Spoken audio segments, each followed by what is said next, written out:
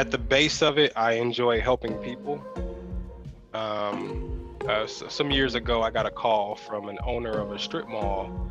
I believe it was in the city of Riverside, and something happened. Somebody burned down their electrical system in the back of the back of the strip mall. So all of these mom and pop shops were out of power. They could not make money, right? So he's like, "Can you please help us?" And the next day, I was out there on site evaluating the situation. And the next day after that, I had drawings in their hands so that they could submit to Edison so that they can get a new system installed. So stuff like that, where I'm actually directly helping someone, I think that's really fulfilling. And then also now that I'm considered a job creator, right? So it's awesome to be able to employ someone, and you know they're being fulfilled financially and professionally because of something that I started.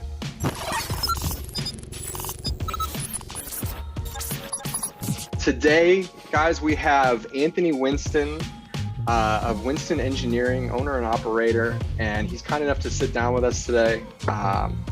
Anthony was an electrical engineer by trade, right? And Correct. How long have you been operating Winston Engineering? It's been about 5.5 years now. Time is flying by. That's awesome. That is absolutely awesome. So we've done a number of these interviews from the perspective of the architectural foundation. And one of the things that we've learned is that all the students that kind of come through our program don't necessarily want to be architects. They want exposure to the construction industry, right? They want to see kind of how things are from a number of different vantage points. And our program kind of gives them that opportunity. But really excited to kind of get your perspective from the engineering standpoint.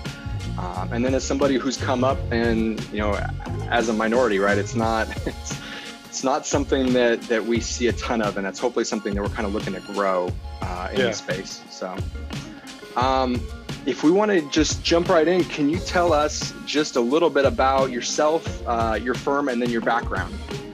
Yeah, so again, I'm Anthony Winston, originally from Chicago, so moved from there when I was 14, and then eventually made my way out to the West, lived in Arizona for a little bit, but I eventually settled in California, and there, you know, finished out high school there, was a pretty good student, pretty decent basketball player, and initially I wanted to go somewhere and walk on the team. Like, I got recruited by some really small schools, but I knew I wanted to do engineering. So I went to Arizona State, and my goal was to try to walk on the team. And another buddy of mine who started out at engineering with me, he actually did. Engineering wasn't his thing, so he went over, I think, to business. But I kind of had to step back and say, all right, can I truly be an engineer if I pursue basketball? And I figured my chances of becoming an engineer were much greater than going to the NBA. So I decided not to do it. But it was a great decision. I only regret it during March Madness. That's about it. But no, I graduated, moved to Boston. Initially, I wanted to work for a utility, but I ended up working for Raytheon in their missile defense division, designing test stations that tested missile systems and radar systems. And after being out there for about 3 years, I wanted to get back out to California, be closer with family, and I eventually worked for a company called General Atomics, where, you know, I was test director of certain programs for some Navy programs. Did some hybrid electric drive, massive motors. So that's where I really kind of cut my teeth in terms of management. And then I knew I wanted to be an entrepreneur. I just didn't know how I was going to do it. I had one failed business trying to do product development for, like, you know, kitchen stuff. Like I designed like a self-basting crock pot, designed it in 3D and tried to market it, you know, to people like Black & Decker and stuff like that, but it didn't go anywhere. But I knew I wanted to do my own thing. So I got my professional engineering license, so my PE license, and it's based in construction, and I knew I couldn't use it at General Atomics, and that's no fault of their own. It's just not their business model. So I took a pay cut and I quit, and I worked for Helix Electric, which is a really big electrical contracting company. And so one of my first projects was the LA Federal Courthouse in downtown LA. And mind you, I'd never been on a construction site, right? Everything I learned about construction, I learned while studying for my PE exam, right? So got on the project. I was out in the field constantly because I hated sitting in a trailer because it was very boring. So I was always out in the field, bugging the electricians, trying to understand electrical systems for buildings, which I found out was much simpler than, missile systems. So after looking at drawings, I realized, hey, I could do this myself. And I tried to convince them to start their own engineering division and just have me kind of lead it, but the company wasn't in that mindset at the moment. So I said, you know what, let me do my own thing. So I would commute, I would drive an hour to the train station, then take a train an hour and a half into downtown LA. And instead of just, sitting on my phone on social media, I Googled, how do you start a business? And that's kind of where Winston Engineering was born. And it's funny, even my company logo, I asked one of my train mates who I would see every day, what do you think of this? So it was an executive from Razor, the scooter company. One of the guys was on the train, so shout out to Razor for that. And then initially I created a website and started posting on not social media, but Craigslist. And occasionally I would get some hits, and people wanted to hire me to do some work. And I was sneaking out of the construction trailer to pick up answering calls from clients. And I let Helix Electric know, hey, I started my own company, and it wasn't a conflict of interest, so they were okay with it. And after a while, probably about 6 months or so, I landed a big enough job where it would sustain us for 3 months, right? That's 3 months of our money, and my wife was pregnant at the time. So I had initially told her I wanted to start my own company, but she was a little leery. So once I started actually showing her that I could do it and getting clients, she hesitantly said yes. She was okay with it, and I walked away from a very good paying job, and I haven't looked back since. That's awesome, man. And I personally can relate so much to what you just said, because I just sat on my ultrasound this morning via Zoom because of COVID. Yeah. And my fiance is pregnant with our first right now. And congratulations. Thank you. Everything you just said is conversations we had, right? I walked away from a very stable position because this entrepreneur thing is, it's a lot of fun, it's a lot of work, but having your significant other on board, and then starting a family, and you're like, oh my God, what did I get myself into? But it's not just you, and I wish not just you. I wish I had the knowledge that I had to do this much sooner, because then you could take a lot more chances. Mm-hmm. When you have a wife and kids, you can't. Right.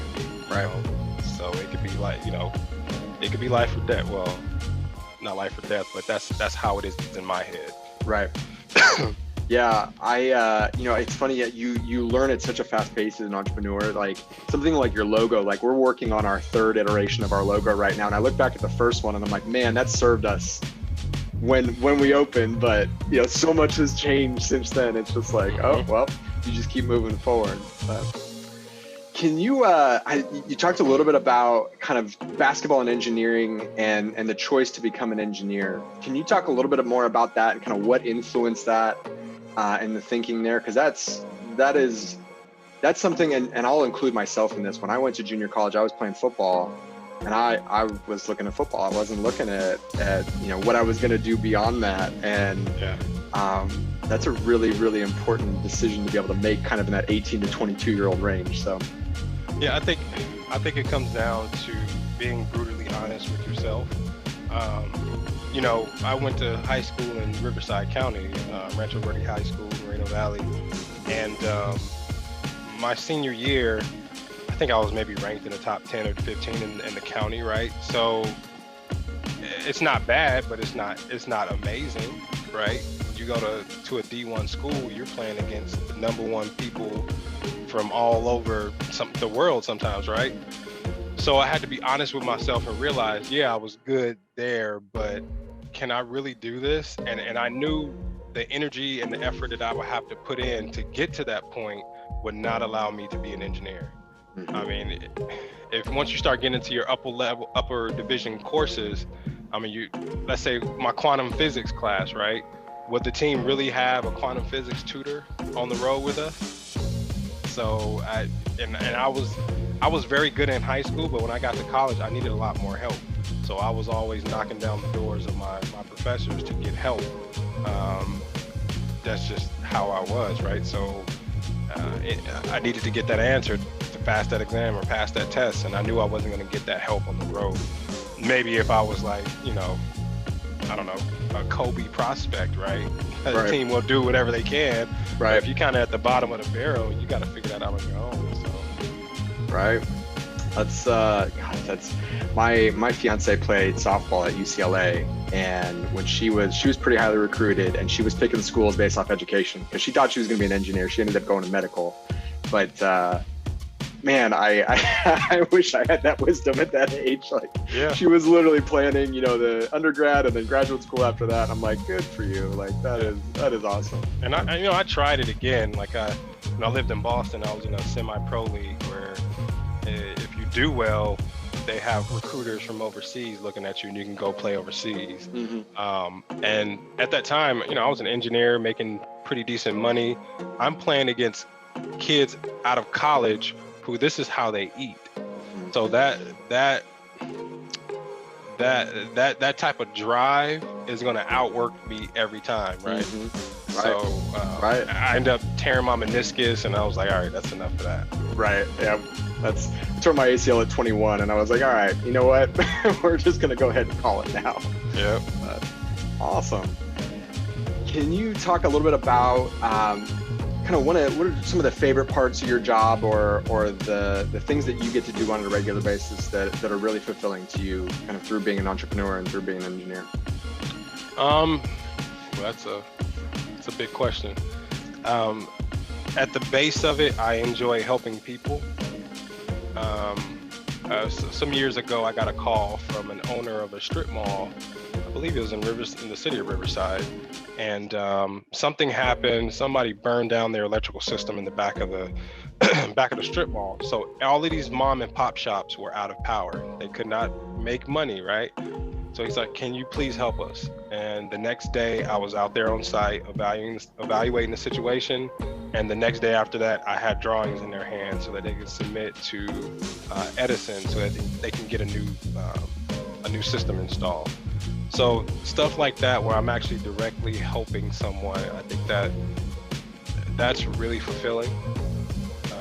And then also now that I'm considered a job creator, right? So it's awesome to be able to employ someone, and they're being fulfilled financially and professionally because of something that I started. Right. So like I have a vet, he's a Purple Heart who works for me, and when he initially approached me, he was like, hey, I want to get an internship. And I said, hey, learn Revit. And I didn't take him seriously because I get requests all the time. And about a week or a month later, he came back and said, I learned Revit. And I said, really? So I gave him a little test, and he got through it.